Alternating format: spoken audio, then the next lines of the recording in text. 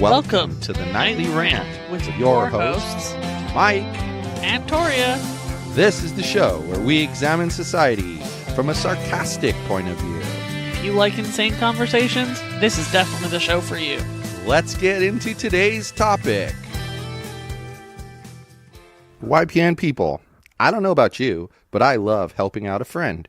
That's why I want to shout out my friend Brian Little and his podcast, Your Favorite Blockhead. This is the only show that manages to weave together peanuts and MMA into one heck of an amazing podcast. You can find Your Favorite Blockhead wherever your favorite podcasts reside and at yourfavoriteblockhead.com. Do me a huge favor and listen to Brian's show. You'll be entertained and you'll help out a friend. Now, as I said, let's get into today's topic. Apparently, I'm rude. Is that so? Allegedly, perhaps. Maybe. Why? I don't think you're rude, so why? So you and I were at Starbucks to have a discussion. Yes, And I remember this now. we had our discussion. We were mostly done with our discussion. And it was just And- This woman who had been sitting nearby has no clue what the discussion is about or why we're having the discussion, right, whose role is what in because this. there wasn't a lot of context what we were Exactly. talking about. And- so that's okay. And she gets up, she throws her trash out, and then she walks by me and leans in and she says, "You're rude." And then the part that you couldn't see because your back was to the door and she walked behind you, she kept turning around and glaring. And then she got all the way to the door. Well, she was waiting for a reaction, obviously. Right. And you were looking at my face and it was like a face of pure shock. Yeah, I was trying to see if you were going to say anything so that I didn't have to say anything. Do you know? I mean, coming from a woman, what comes next would have been better coming from a woman. It's true.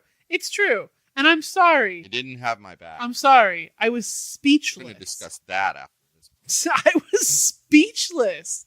So she gets to the door and she opens the door and I said, "Yeah, maybe I am, but you're a bitch."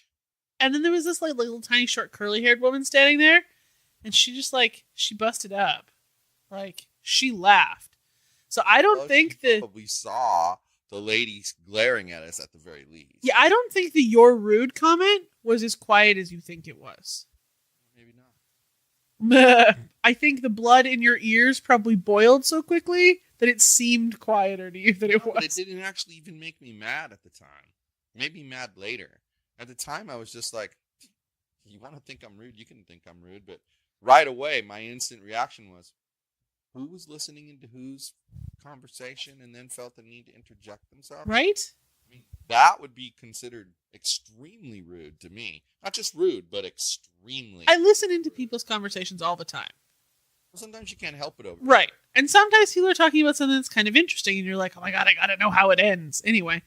But the only time I would ever interject is when they're being super loud and they're having a technical issue that I can super quickly help them with.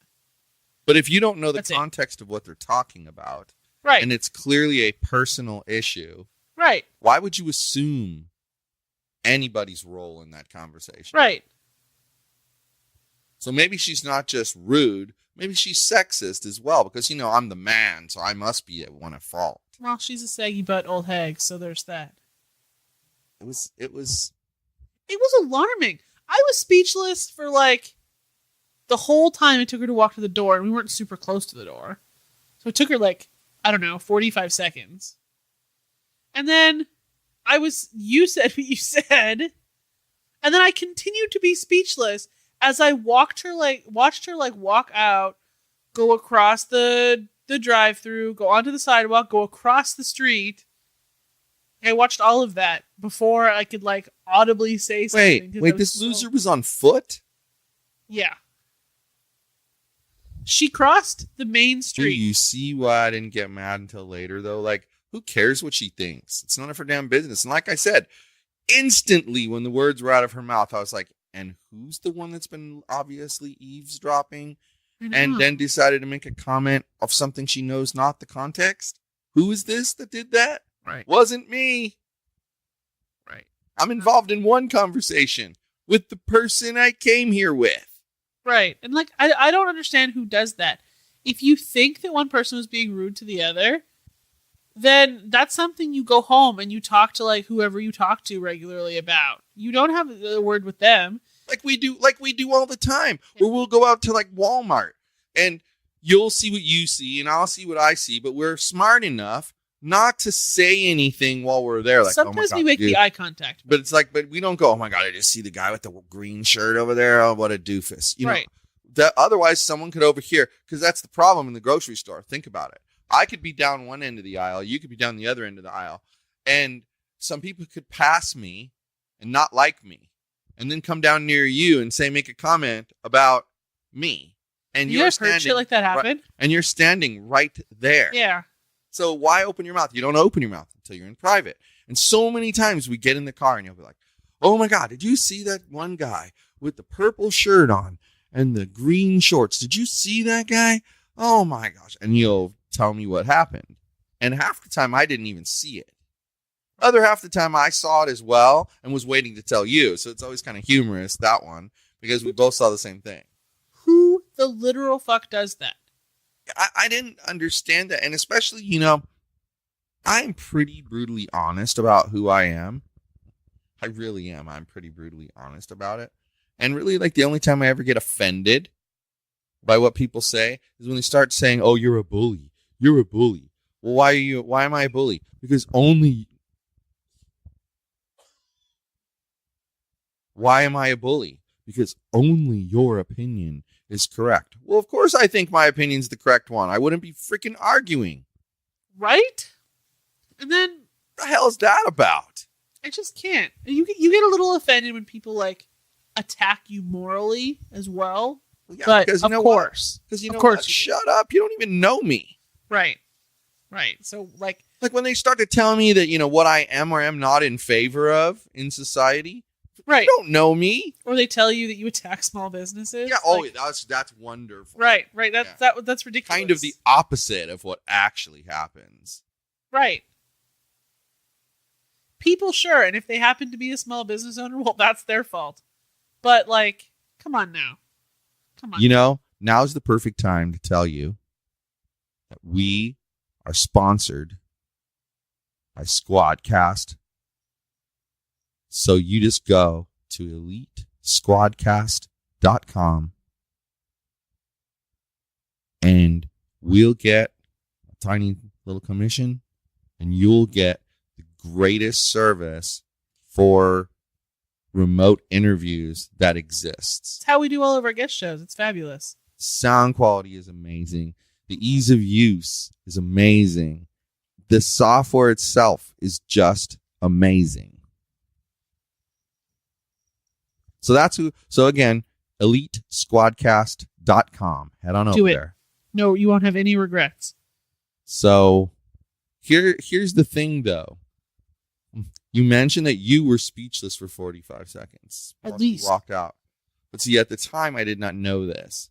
So I'm waiting for you to have my back and say what you're going to say. And you're not saying anything. And you're not saying anything. And you're not saying anything. And I'm like, she's going to leave and we're not going to say anything back. No, that's not happening. So then that's why I look at you one more time and your mouth was not a moving.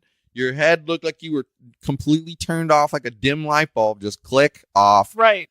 And I'm like, she's not going to say squat. So that's when I said what I said. I probably would have yelled, what the fuck did you just say to him? And I probably would have stood up and tried to be menacing, even though I'm a complete pushover.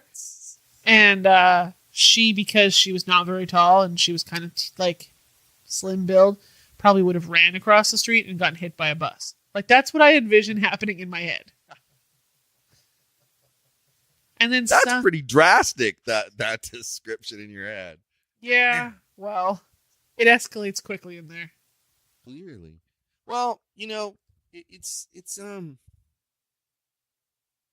that whole situation was really strange and weird But it made me mad afterwards because of how hypocritical it all was. Oh, I know. But I know, talking about hypocritical, we were discussing how one of the reasons why I have a hard time anymore having a discussion about this homeless shelter in Buena Park is because people keep repeating the same tired old argument that, oh, by the way, it just happens to be going on right now without there being a shelter there. So how is it that the shelter is going to cause it? Right. So the people of Buena Park are kind of a broken record. So they're kind of a broken record, and they kind of keep repeating the same argument that you can easily defeat just by saying, well, hold on a second. Aren't there homeless near that school? Well, yeah. Right now today, right? Yeah. So then why are you saying that one of the problems with allowing the shelter is that there's going to be homeless near the school? That doesn't make much sense. Okay? So, one of the arguments that I had respect for, but didn't necessarily see it as huge an issue, was the whole, it's going to have a negative impact on property values. I mean, for me, I would rather live where there's a homeless shelter that's run with no drop-offs and it has to be referral only. Than a homeless problem. By far would I rather live that way. Because my opinion is that neighborhood over there, once they put that shelter in, isn't going to have a single homeless person camping out on the street. Well, and if they do, the police will remove them so quickly your head will spin. Well, exactly. And the security from the shelter will probably be assisting in that because they have... Because they're going to keep it perfect because they want to stay there. Right. And okay, so you got... Editing these things is interesting after we've been sick because there's a lot of those coughs in there from both of us. But anyway, they're going to do their best to keep it in line, and it's going to be super clean and super nice. But now, property values having a negative impact, I've seen 2 major studies that say that's not true. Do you want to know what's unfortunate, though?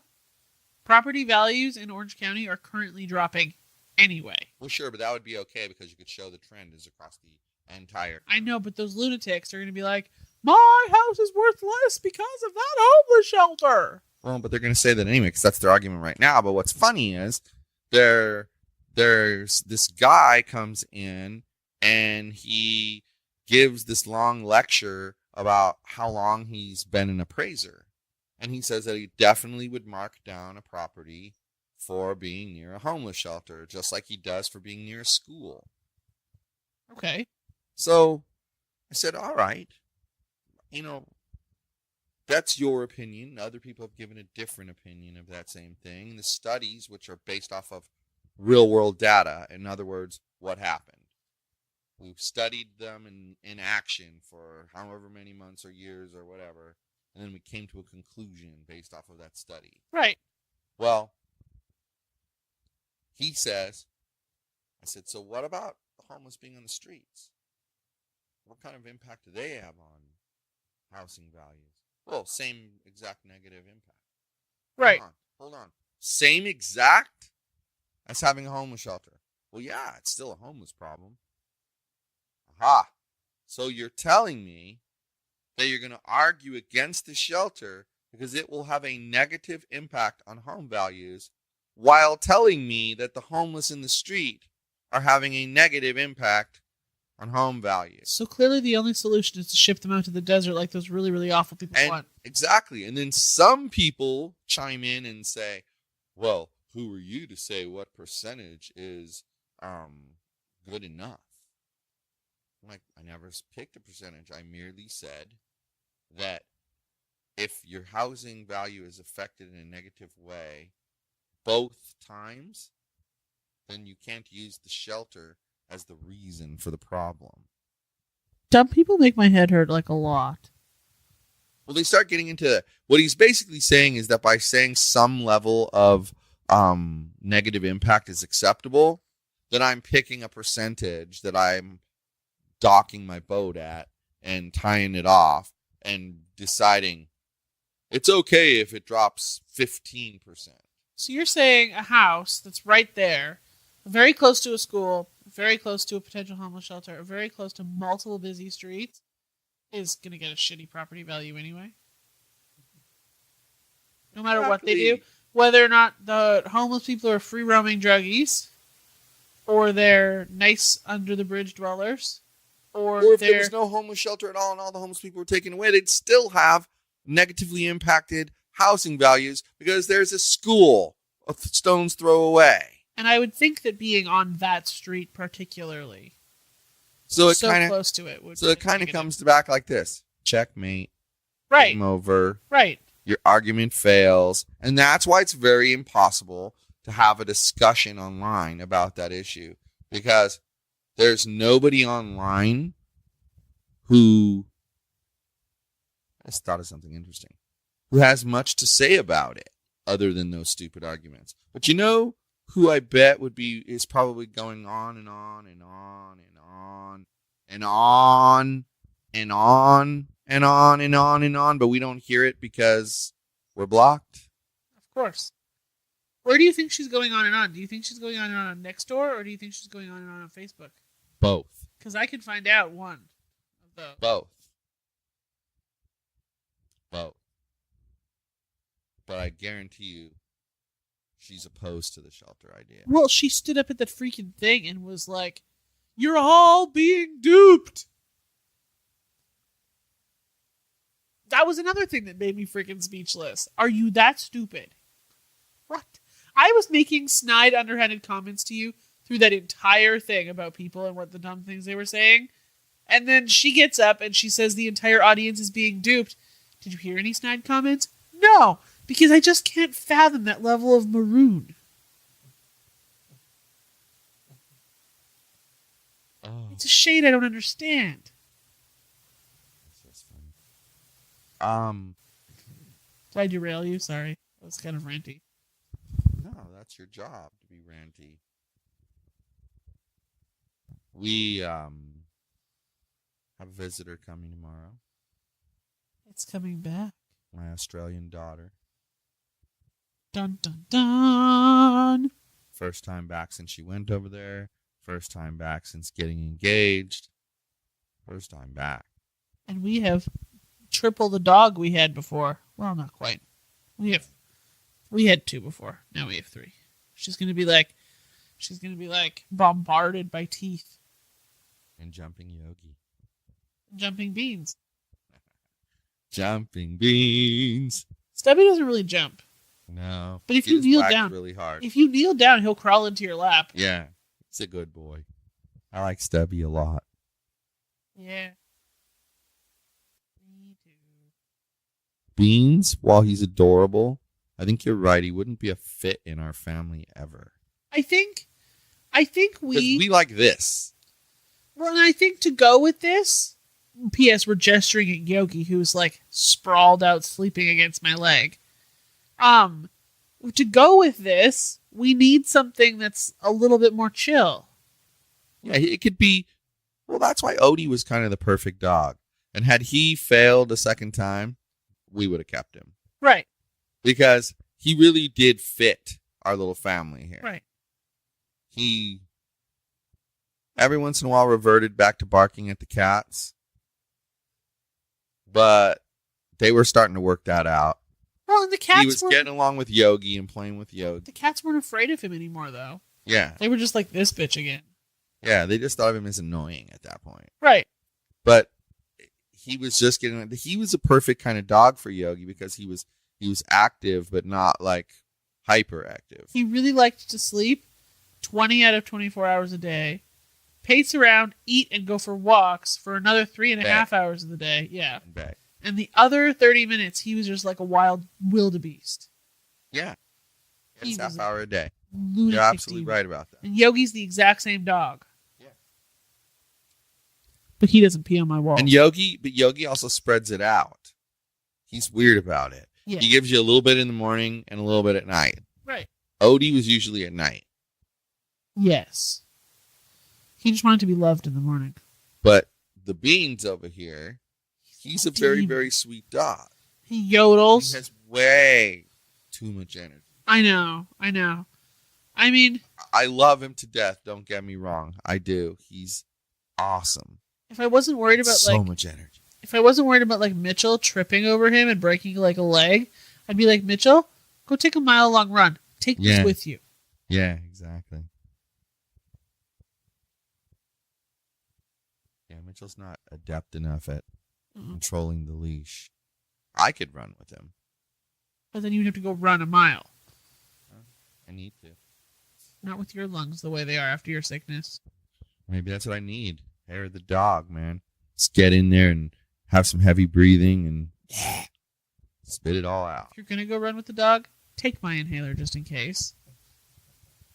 I'd rather you don't die. Then I inhale it and I end up having a heart attack because it has some stimulant in it that doesn't sit well with my blood pressure. It says may cause high blood pressure. It doesn't say it will interact with blood pressure medication, though. I looked it up when you were sick just in case. See? It's scary, bro. It's scary. So, I have to say, so the one day we were sick, the day after I had the really awful fever, I took my pulse because it felt like my heart was racing, and it indeed was. So there's that. And then I toddled out here and I took my blood pressure. I don't even. It was over there. And it was borderline alarming. Not the day you went to the hospital alarming, but kill you, right? And that's why I went and got the ice pack to put on my face, and I was like, this is quite enough. I'm going to kill you after this. Why? If she doesn't appear again on the show, it's because I murdered her. Why am I being murdered? You didn't tell me that your blood pressure was alarming. You were sleeping. I don't care. I woke up at some point. Probably. And you've never said a word about it. It was alarming. What was the numbers? It was 159 over something, 90 something on the bottom. 90's not as bad as what I was at one. No, yours was 188 over 130. Yeah, that was not good. That was really bad. So Well, think of this. If I hadn't said take me to the hospital, I might have died right here. You might have. I mean, at one time when I was in Lethbridge before I'd even met you, my blood pressure was so high that I was on my way to go to the walk-in clinic anyway, and I was on the bus and I kept fainting on the bus. Oh. And this little old lady was harassing me to keep me awake. She's like, "Are you going to the walk-in clinic?" And she helped me walk to the walk-in clinic. Yeah, a little old lady helped me to the walk-in clinic. You know, it's usually a person helping the little old lady to the walk-in clinic. My blood pressure was 182 over something scary. It was awful.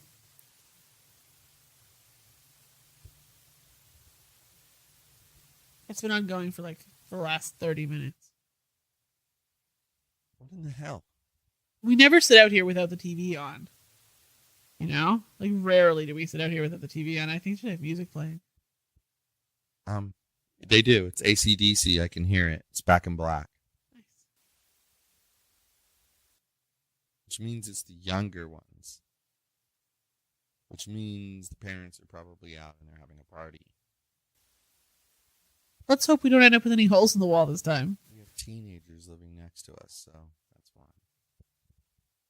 You know what? But that's the loudest I've ever heard anything out of that apartment. Ever. That music. Including when the weird people lived there. I feel the only time we heard louder than that was when he punched the hole in the wall. Yeah. I feel legit bad for the people below them, though. Because I know how well we can hear the people below us if they're doing anything remotely loud. So I can only assume that they hear us as well as we hear them. Yeah. Except maybe with more Hi, neighbor. steps. Hello down there. But I feel bad for whoever lives below them. But I don't know who it is, so. That was weird. That's the first I've ever heard anything from that apartment. It's also possible. Okay.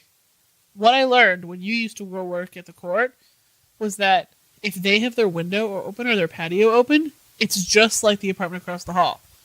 When they had their front door open, it echoes in our apartment. Huh. So they could have the window open. That's interesting. Not that it's echoing in here. It's just audible. You've had a lot to say tonight. Wouldn't it be alarming if that music was coming from the problem apartment above our friend?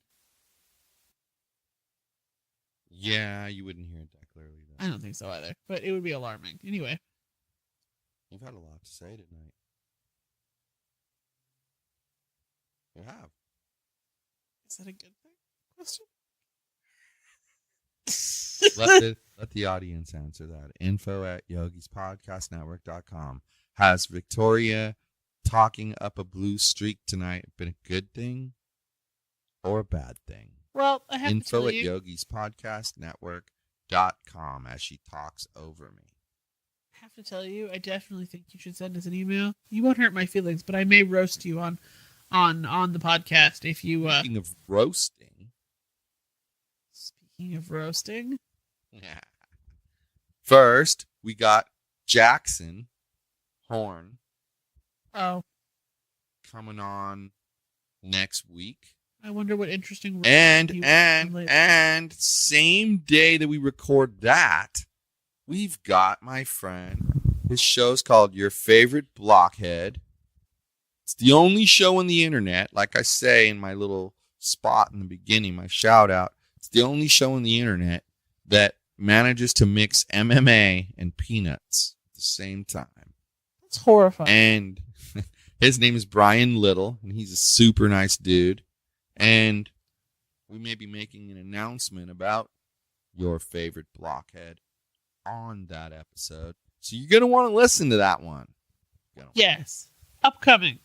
Coming soon. Yep. To be recorded a week from today. Yes. Pay attention. So, exciting crap. I don't think it's crap. It's so amazing. We have a weird, strange foster dog named Beans who suddenly has chosen to be afraid of the hallway because an air conditioner is running. And I find it weird that the temperature is what it is and someone's running the air conditioning. I almost wonder if they went on vacation and accidentally left it on. Or are they running a meth lab over there? That was funny. He asks if they're running a meth lab, and all you hear is "Rear" from behind the couch. I guess her answer is yes. They're running a meth lab. Or imagine if that apartment is vacant. I don't think it is. And they left the air on. You know, this one here, pretty girl. Uh-huh. I bet you when she was living outside, she could tell you some stories about neighbors. I think she would probably have to start speaking English. She speaks English to me all the time. Oh my God. It's like Yogi. Yogi has telepathic skills too, because he talks to me when he's in bed with Alyssa. He talks to me telepathically through the wall.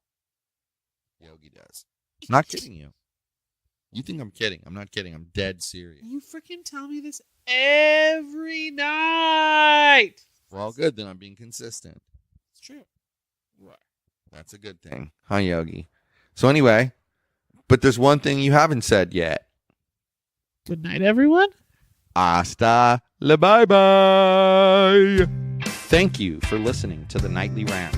If you enjoyed the show, please give us a 5-star rating on Apple Podcasts or Google Play.